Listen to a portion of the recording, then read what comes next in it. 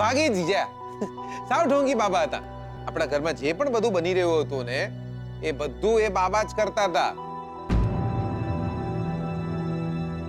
હા, એની હાથ ચાલાકી હતી. યોર પેલું કહેવાય ને જાદુ, એમનું જાદુ હતું. બાકી દાદા આપણા ઘરમાં કોઈ અશુભ નહીં, કોઈ પનોતી નહીં.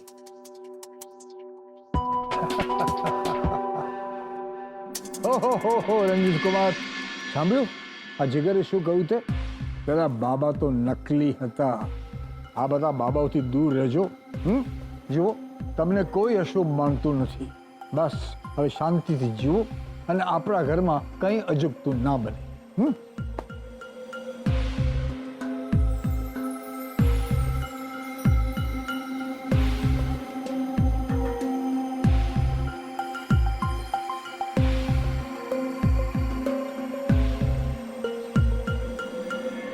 જીગર, તે યાર ગુસ્સો તો બહુ આવ્યો તો તમારા પર. મન થયું કે હમણાં ને હમણાં બધું જ દાદાજીને કહી દઉં,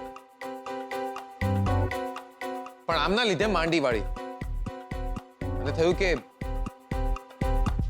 અરે સ્વીટુએ તમને માફ કરી દીધા છે તો પછી પણ એટલું યાદ રાખજો રણજીત કુમાર, સ્વીટુએ તમને માફ કર્યા છે, મેં નહીં. આજ પછી ક્યારે બી આવી આડી અવળી હરકત કરી છે ને, મારા ફોનમાં તમારું કબૂલાતનામું રેકોર્ડ છે.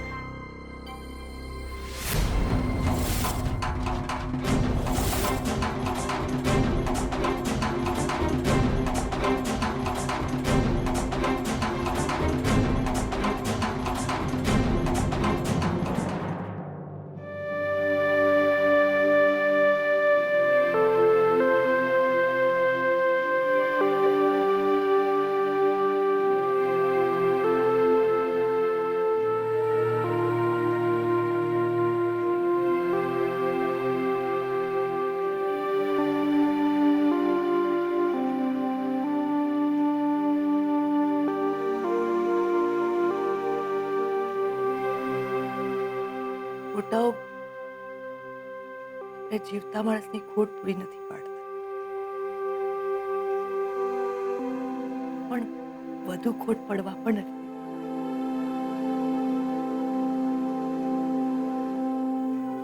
મોટાઓ આપણી સાથે વાત ન કરી શકે, આપણી વાત જરૂર સાંભળતા હોય છે. શોધન પણ આમના પર જ ગયો છે.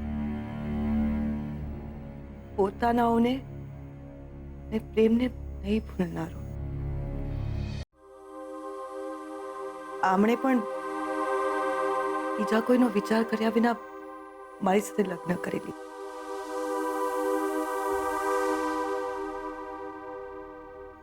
બેનબા, હું કઈ સમજી નહીં. બીજા કોઈને એટલે? વિધિની વક્રતા કહો કે જિંદગીની વિચિત્રતા. શ્રુતિની મમ્મીને શોધાના પપ્પા સાથે લગ્ન કરવા હતા. શ્રુતિબેનના મમ્મીને? હા બેટા, કલ્પનાબેનને શોધાના પપ્પા સાથે લગ્ન કરવા હતા, પણ એમને તો હું પહેલેથી ગમતી હતી. એમણે મારો સાથ ક્યારે ન છોડ્યો. બેનબા, શ્રુતિબેનને આ વાતની ખબર છે? ના બેટા, ન શ્રુતિ કે શોધનને આ વાતની ખબર છે. હા, પણ શ્રુતિના પપ્પા કૈલાશભાઈને આ વાતની ખબર છે. કૈલાશભાઈ અને શોધનના પપ્પા ભાઈ પણ હતા. જેમ અત્યારે જીગર અને શોધન છે, બંને સાથે બિઝનેસ કરતા હતા. શોધનના પપ્પાએ મારી સાથે લગ્ન કર્યા, જે કલ્પનાબેનને મારા માટે ઘણી ફરિયાદ હતી. સમય જતા કૈલાશભાઈએ કલ્પનાબેન સાથે લગ્ન કરી લીધા. મને જે વાતનો ડર હતો એ જ થયો. બંનેની ભાઈબંધી તૂટી ગઈ, બિઝનેસ અલગ થઈ ગઈ. જ્યારે શુદ્ધના પપ્પાનો અકસ્માત થયો ને ત્યારે કૈલાશભાઈ અને કલ્પનાબેન પણ એમની સાથે બહારગામ ગયા હતા. શું બેનબા ત્યારે શ્રુતિબેનના મમ્મી એમની સાથે હતા? હા, કે ના, કંઈ નહીં. આમ તો એ શ્રુતિબેનના બા છે, પણ ખબર નહીં કેમ મન ખાટું થઈ જાય છે એમને માટે. હા, જીભના કડવા છે.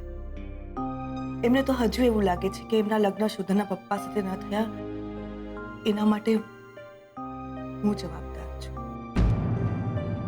પણ હવે બધું સારું થઈ જશે. એ આ ઘરમાં વહુ બનીને નહીં આવ્યા, પણ એમની દીકરી વહુ બનીને આવી રહી છે.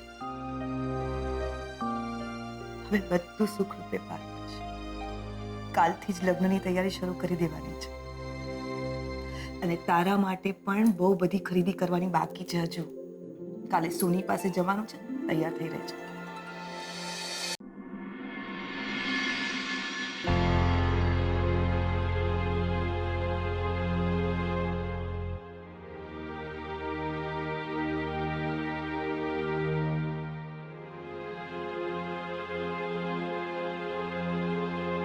ભાગી જા, ભાગી જા, ભાગી જા દિયોર, ભાગી જા કહું છું, ભાગી જા, ભાગી જા અહીંથી. એય, બકા તમે શું છે આ? આવી વાતમાં પણ મજાક કરવાની? એટલે બકા શું કહું તમને દિયોર, આ બાબા ઘરમાંથી તો ચાલ્યા ગયા પણ મગજમાંથી નહીં જતા. અરે બકા, મને તો એ વિચાર આવે છે કે આવા ઢોંગી બાબા ઈકડમ તીકડમ કરીને આ જેવાને રોવા જેવો કરી નાખે છે તો પછી બચારા ભોળા ભાળા માણસોની શું હાલત કરતા હશે. બકા તમે બેસો ને, એટલે બેસો બેસો, અરે મારે બહુ કામ એટલે છે. બેસો ને દિયોર, બેસો બેસો. બોલો. બકા ને આ બધી વાતોનો ડર નહીં લાગતો? એટલે તમે આ બધી વાતોમાં માનતા નહીં? જો આપણે ભગવાનમાં માનતા હોઈએ તો બીજા કોઈનામાં માનવાની જરૂર ના રહે.